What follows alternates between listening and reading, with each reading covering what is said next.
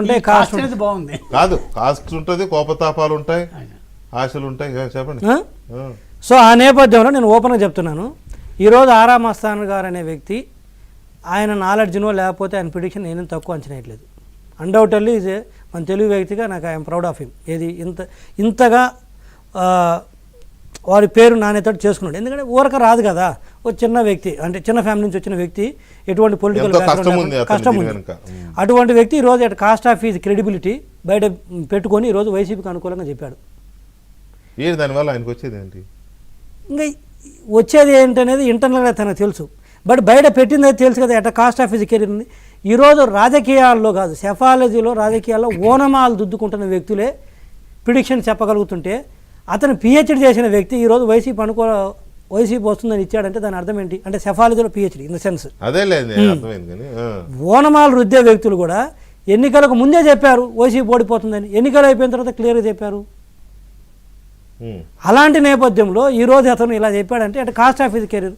రేపు టీడీపీ కూటమి వచ్చిందంటే, నేను జగన్మోహన్ రెడ్డి గారు మాది 30-40 ఏళ్ళు నేను చెప్పాను, కానీ 10 ఏళ్ళు అయితే గ్యారంటీ. ఆ తర్వాత జగన్మోహన్ రెడ్డికి అయితే రారు, ఇంకో పార్టీ రావచ్చు, అది వేరే విషయం. సో ఇతనేంటి 10 ఏళ్ళకి కదా ఇప్పుడు వైసీపీ చెప్పేస్తే సరిపోతుంది, ఇక 10 ఏళ్ళ తర్వాత కదా అప్పటికి రాజోడో బంటోడో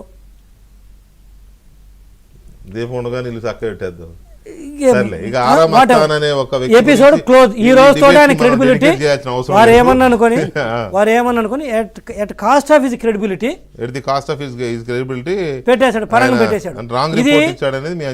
ఇది ఇప్పుడు మీకు తెలుసు, మాకు గత వారం 10 రోజుల నుంచి ఏమేమి జరుగుతుందో, ఎవరెవరు టచ్లోకి వచ్చారో, ఎలా చెప్పించుకోవాలో, ఎన్ని సీట్లు చెప్పించుకోవాలో కూడా మాకు తెలుసు. అతని పార్టీ నాయకత్వానికి కూడా తెలుసా? అవును, ఫస్ట్లో స్టార్టింగ్లో మీ పార్టీ తరఫున సర్వే చేయడానికి ఆరా మస్తాన్తో మాట్లాడి కొన్ని నియోజకవర్గాలు కూడా చేయించారు కదా, సడన్గా డిజపీర్ అయిపోయాడు ఏంటి? ఏమో కానీ టికెట్ మా పార్టీ నుంచి ఎక్స్పెక్ట్ చేశాడని తెలిసింది, అది కుదరలేదు. అవును, అది అడిగాడని నాకు తెలుసు. సరే, అది ఏముంది అడగటం, ఇవ్వలేదు.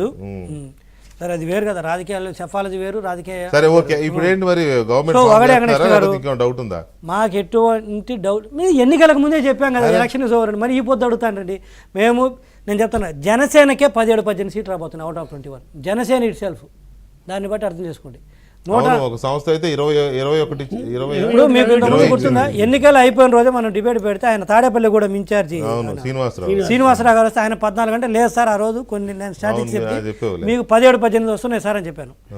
సో నువ్వు కూడా రాజకీయాలు మానేసి సెఫాలజీ పెట్టు.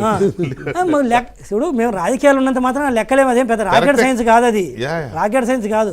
24 గంటలు ఇదే ఉంటే మాకు ఆ మాత్రం తెలియకుండా ఉంటుంది. అయితే కొంచెం ఉండొచ్చు డిఫరెన్స్ వాళ్ళకు మాకు, రెగ్యులర్ ప్రొఫెషనల్స్కి మాకు. సో ఇదొకటి. TDP it self out of 141 కూడా వెంకటేశ్వర 120 పైన వస్తున్నాయి వెంకటేశ్వర.